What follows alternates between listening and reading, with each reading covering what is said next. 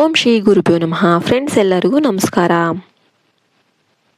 ಪ್ರೀತಿಯ ಕುಂಭರಾಶಿಯವರೇ, ಈ ಕ್ಷಣ ನೀವು ಈ ಮಾತುಗಳನ್ನು ಕೇಳ್ತಾ ಇರೋದೇ ನಿಮ್ಮ ಜೀವನದಲ್ಲಿ ಒಂದು ಮಹತ್ವದ ಸೂಚನೆ.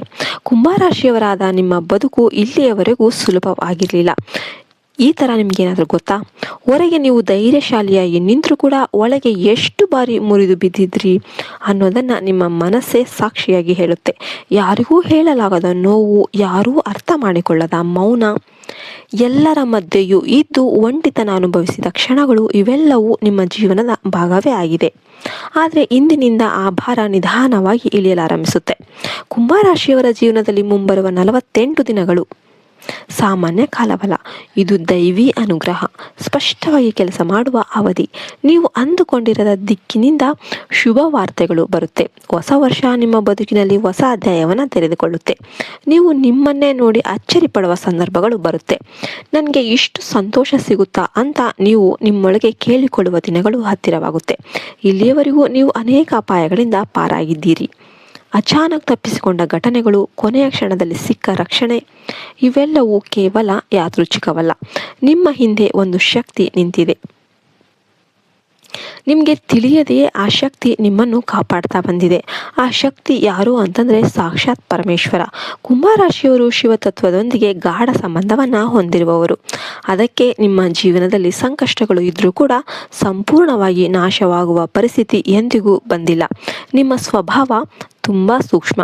ಚಿಕ್ಕ ಮಾತಿಗೂ ಮನಸ್ಸು ನೋವಿಗೆ ಒಳಗಾಗುತ್ತೆ. ಆದರೆ ಆ ನೋವನ್ನು ಯಾರಿಗೂ ತೋರಿಸದೆ ನಗುತ್ತಾ ಸಾಗುವ ಗುಣ ನಿಮಗೆ. ಎಷ್ಟು ಬಾರಿ ಇನ್ನೆಷ್ಟು ಸಹಿಸಬೇಕು ದೇವರೇ ಎಂದು ಮೌನವಾಗಿ ಕೇಳಿಕೊಂಡಿದ್ದೀರೋ ಲೆಕ್ಕವೇ ಇಲ್ಲ. ಆದರೂ ನೀವು ವಿಧಿಯನ್ನು ಶಪಿಸಲಿಲ್ಲ. ಮೌನವಾಗಿ ಹೋರಾಡುತ್ತಾ ಮುಂದೆ ಸಾಗಿದಿರಿ. ನೀವು ಬಿತ್ತ ಪ್ರತಿ ಸಾರಿ ಇನ್ನೂ ಬಲವಾಗಿ ಎದ್ದದ್ದು ನಿಮ್ಮ ಶಕ್ತಿ. ನಿಮ್ಮ ಜೀವನದಲ್ಲಿ ದೊಡ್ಡ ಗಾಯಗಳು ಹೆಚ್ಚಿನದಾಗಿ ನಂಬಿದವರಿಂದಲೇ ಬಂದಿವೆ. ನೀವು ಒಬ್ಬರನ್ನು ನಂಬಿದರೆ ಸಂಪೂರ್ಣವಾಗಿ ನಂಬ್ತೀರಾ. ಅವರ ದೋಷಗಳನ್ನು ಕೂಡ ಕಡೆಗಣಿಸ್ತೀರಾ.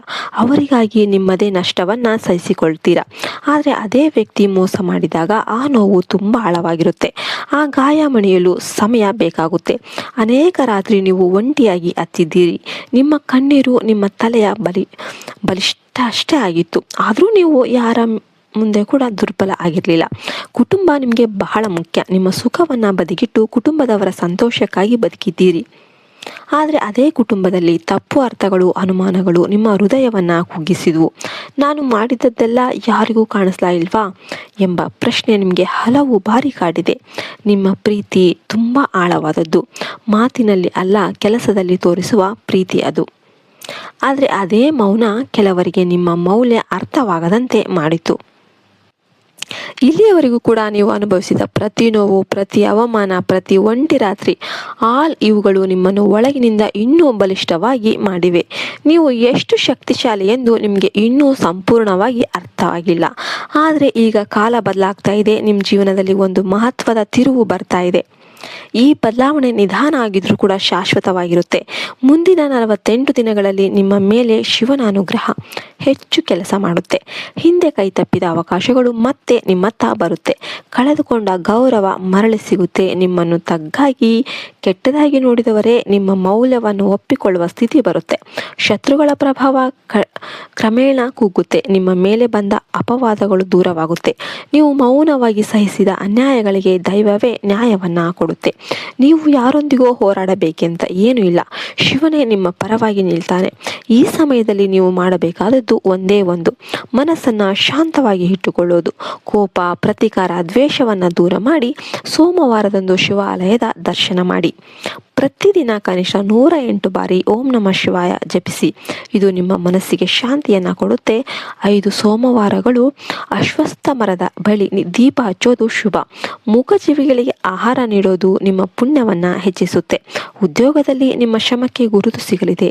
ಮೇಲಾಧಿಕಾರಿಗಳ ಮೆಚ್ಚುಗೆ, ಪ್ರಗತಿ, ಕೆಲವರಿಗೆ ಪದೋನ್ನತಿ ಅಥವಾ ಉತ್ತಮ ಅವಕಾಶ ಬರುತ್ತೆ. ವ್ಯವಹಾರದಲ್ಲಿ ನಿಧಾನ ಆದರೂ ಕೂಡ ಸ್ಥಿರ ಲಾಭ ಅನ್ನೋದು ಬರುತ್ತೆ. ಹಣಕಾಸಿನ ಒತ್ತಡ ಕಡಿಮೆಯಾಗುತ್ತೆ. ಆದಾಯ ಹೆಚ್ಚಾಗುತ್ತೆ. ಖರ್ಚಿನ ಮೇಲೆ ನಿಯಂತ್ರಣ ಬರುತ್ತೆ. ಆರೋಗ್ಯದ ವಿಷಯದಲ್ಲಿ ಸ್ವಲ್ಪ ವಿಶ್ರಾಂತಿ, ಧ್ಯಾನ, ಯೋಗ ನಿಮಗೆ ಲಾಭಕರ. ಪ್ರೇಮ ಮತ್ತು ದಾಂಪತ್ಯ ಜೀವನದಲ್ಲಿ ಕಡಿಮೆಯಾಗಿರುವವರಿಗೆ ಶುಭ ಸೂಚನೆಗಳು ಕಾಣಿಸುತ್ತೆ. ಕುಟುಂಬದಲ್ಲಿ ಶಾಂತಿ ಹೆಚ್ಚಾಗುತ್ತೆ. ನಿಮ್ಮ ಮಾತಿಗೆ ಮೌಲ್ಯ ಬರುತ್ತೆ. ಕೊನೆಗೆ ಒಂದು ಮಾತು ಹೇಳೋದಾದ್ರೆ, ಕುಂಭರಾಶಿಯವರೇ, ನೀವು ಒಂಟಿಯಲ್ಲ, ನಿಮ್ಮ ಹಿಂದೆ ಪರಮೇಶ್ವರ ನಿಂತಿದ್ದಾರೆ. ನಿಮ್ಮ ಜೀವನದಲ್ಲಿ ಒಳ್ಳೆಯ ದಿನಗಳು ಈಗಲೇ ಆರಂಭವಾಗಿವೆ. ವಿಶ್ವಾಸದಿಂದ ಶಾಂತಿಯಿಂದ ಮುಂದೆ ನಡೀರಿ. ಶಿವನ ಮೇಲೆ ನಂಬಿಕೆ ಇಡಿ. ನಿಮ್ಮ ಮೇಲೆ ನಿಮಗೆ ಆಶ್ಚರ್ಯವಾಗುವ ದಿನಗಳು ತುಂಬ ಹತ್ತಿರದಲ್ಲಿವೆ. ನಿಮಗೆಲ್ಲರಿಗೂ ಒಳ್ಳೆಯದಾಗಲಿ ಅಂತ ಹಾರೈಸ ಓಂ ನಮಃ ಶಿವಾಯ ಅಂತ ಕಮೆಂಟ್ ಮಾಡೋದನ್ನ ಮರಿಬೇಡಿ.